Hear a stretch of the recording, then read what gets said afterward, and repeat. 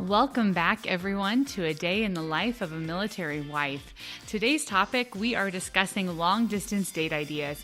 This is something that is applicable for people's relationships outside of the military life, but is very applicable to military relationships. My husband and I dated long distance when we were in college prior to joining the military service. However, in the military, there has been numerous anniversaries and long stretches of time where we have been apart, and being able to come up with creative, fun ways to keep our relationship strong and spend quality time together have been very important. And I got wonderful feedback from several listeners on suggestions and ideas that they had used in their relationships for these separations, some of which I had not thought of. And I was really grateful to receive the input of you wonderful listeners. So thank you very much for all of the feedback I have been getting on the first 3 episodes. And this is Life of a Military Wife, and I am your host, Sam Wolf.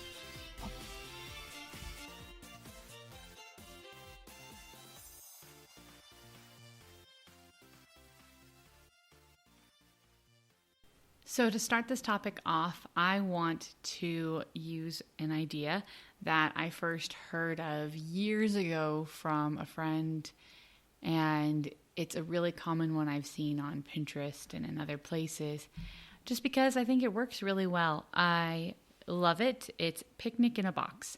But basically, oftentimes when they're gone for a long period of time, spouses typically send care packages.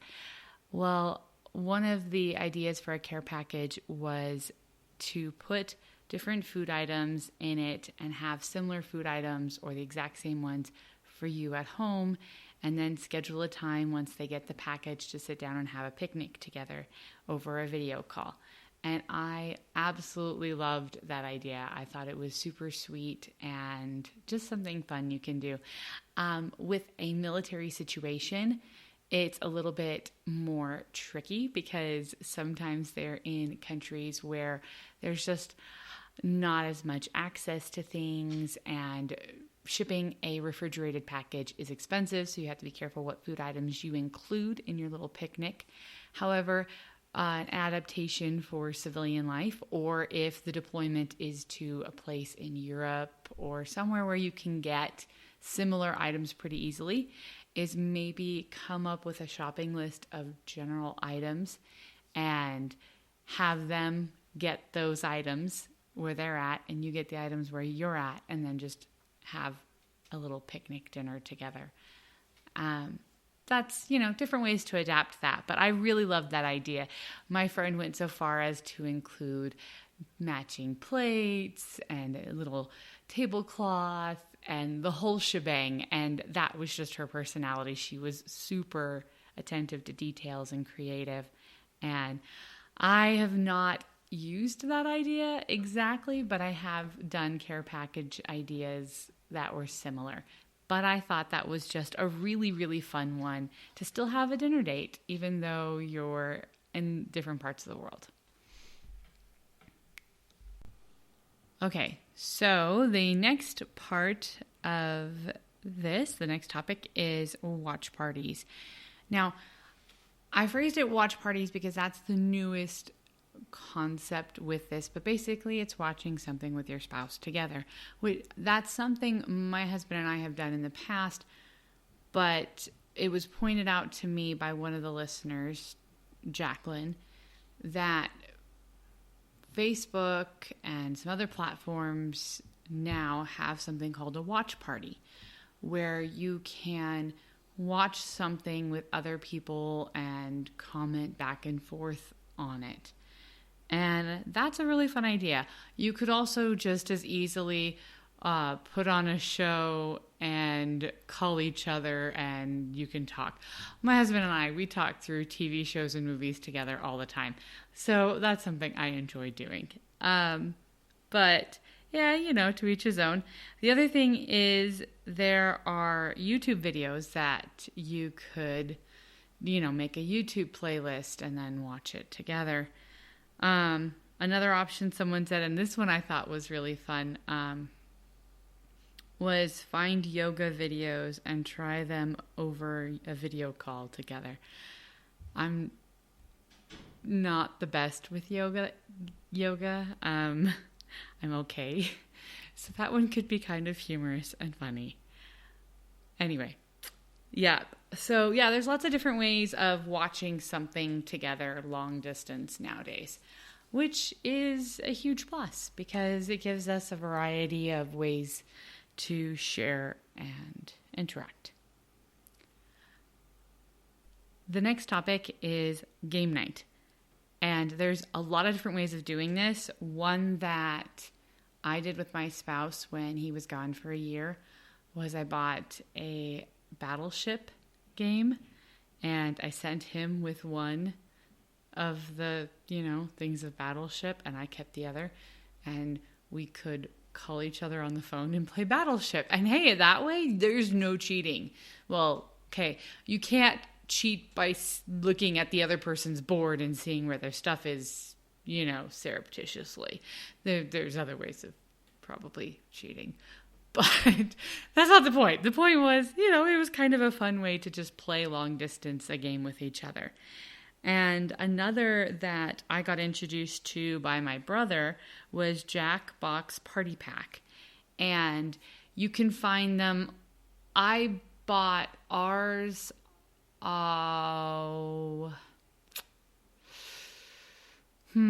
Anyway, I know that you can get it for the TV. Go to the website. The website will have information. I know you can buy it off of the TV. I know you play it on the TV. I know you can play it off of your computer. If you get it to where you can play it off of your computer, you can play it while doing a Zoom call. And we did a double date during COVID, or actually a triple date during COVID with some friends. Over a Zoom call, played Jackbox Party Pack games. And the Party Pack has several different games in each Party Pack. And I think there's like 6 different versions of Party Packs now. So I would go and check out the Jackbox Party Pack. It is got a lot of really fun different things you can do. Another suggestion that I have is Mad Gabs. This is a little old school. I'm not sure. Or Mad Libs. Sorry, not Mad Gabs. Mad Libs. I don't know how many of you ever did Mad Libs in elementary school, or I remember doing them in school where the teacher would be like, okay, give me a verb, give me a noun, give me an adjective, and we'd have to come up with those kinds of words like purple or, for an adjective. And then they would be filling in a story that had blanks.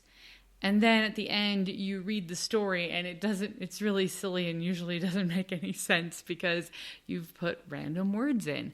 So that's a game that you can play, and it can be pretty funny. The stuff you can come up with is pretty entertaining. So those are my 3 game night suggestions to do long distance.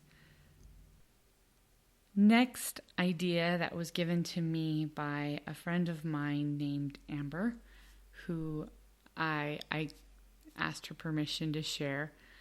Her idea was a journal swap. And I had never thought of this one. I thought this was a very unique idea.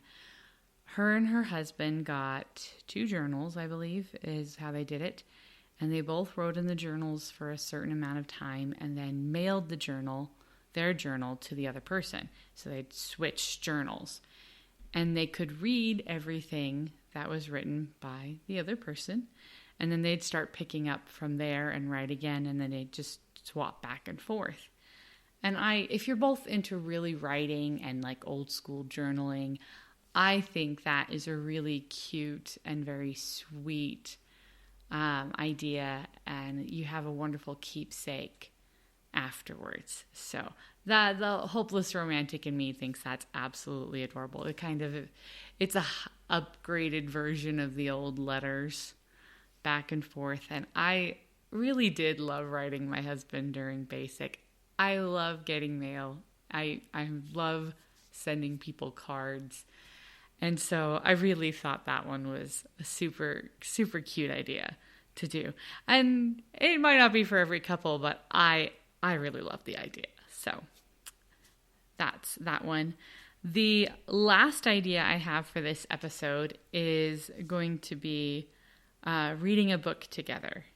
And there are lots of different ways to go about this. So reading a book together is one of my husband and I's favorite things to do sometimes just on a weekend instead of turning on a TV. And oftentimes when we're in person, we'll sit down and we'll snuggle on the couch and just take turns reading back and forth. But when he's gone, that's not a possibility.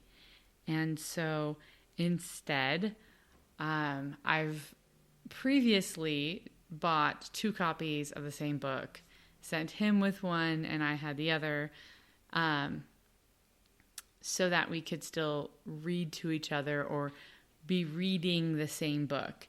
And after I had gone through the whole effort of getting 2 copies of the same book and making sure we both had it and everything, my husband pointed out that in this day and age, this technically advanced world that we live in, there was a much simpler method of going about it, and that is getting digital copies. So I don't know how many of you have Kindles or, digital book services, but I know that we do. We even have audiobook accounts. And so what you could easily do is get an audiobook and be listening to the same audiobook and set up a time to call and talk to each other about the audiobook and what you thought of it. Have your own little book club and have books that you're reading at the same time. And I thought that's a really fun way of modernizing that concept.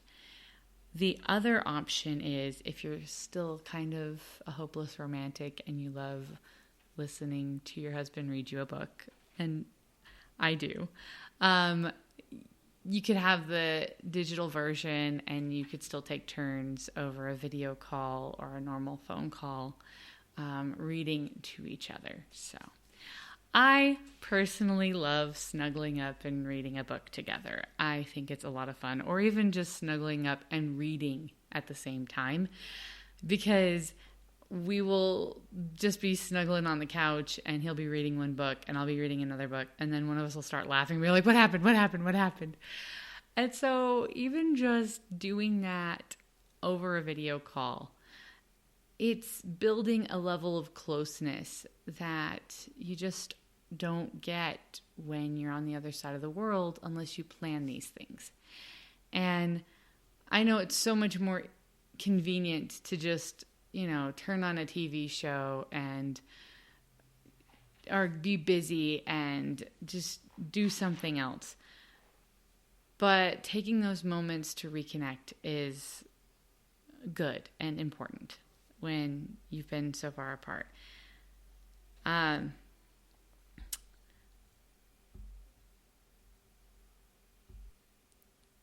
That's really all I have for today's episode. It's a slightly shorter episode. There are probably more things I could have included in this list. Long distance date ideas are hard, and with technology constantly evolving, some of the ones that my husband and I used when we dated long distance in college, I have come to discover as a military spouse no longer exist. So I wanted to try to stick with ideas and suggestions that hopefully will be timeless and be possible for years to come. And that's why I've limited it down to the things I have. There are definitely lots of other things that can be done. I know that gaming is something that people do, and I had mentioned it in a previous episode that my husband and I game together. That's something we started doing when he was gone. And I know that a lot of couples do game together, and that is an option. There's plenty of gaming platforms where you can play a game over the internet together. Lag can be an issue with those, and that is a huge drawback in the case of the military situation, because you can't always guarantee that the internet signal that your spouse is going to have is going to be a very high quality. And having options of date ideas that you can do over the phone is advantageous, just in case, wherever they're at just doesn't have the ability to stream a game without lagging out. And for those of you who don't game on a regular basis and may not be familiar with the term of lag, I feel like most people will probably know what that means, but lag is when there is a delay in the signal between one location and another location, or the initial gamer and the server and another gamer, and it slows the game down to the point where sometimes it's completely unplayable. And that has happened with my husband and I. So there were quite a few stretches where we were unable to play computer games together just because the internet was not reliable enough, and even video calls were few and far between. So keeping our date options to things that we could do over the phone was helpful. So again, with individuals who are not in the military and using some of these suggestions, they may not have those drawbacks and issues to deal with. But it's just something to keep in mind. Wrapping up then with today's episode, I want to say thanks again to everyone who has contributed with ideas to this episode. Thank you so much for the feedback I have been getting through the email and Facebook and everything on different suggestions for this episode and episodes in the future. I really appreciate that, because I want this, again, to be a community. I want this to be interactive and something that is helpful to other military spouses. I could sit here all day and just talk about my life and my experiences and my opinions, but there are so many of us military spouses out there, and there's a lot of new ones who have questions, and there's a lot of ones who've been around the block and have a lot of experience who can really help. And I want to help facilitate bringing those groups together. The ones spouses, like myself sometimes, who are still figuring things out, and the ones who are the seasoned veterans who have figured out a lot of these things that we have to deal with. But anyway, thank you for your support, and please keep sharing the love, keep sharing the information. Thank you, and this is Life of a Military Wife, and I am your host, Sam Wolf.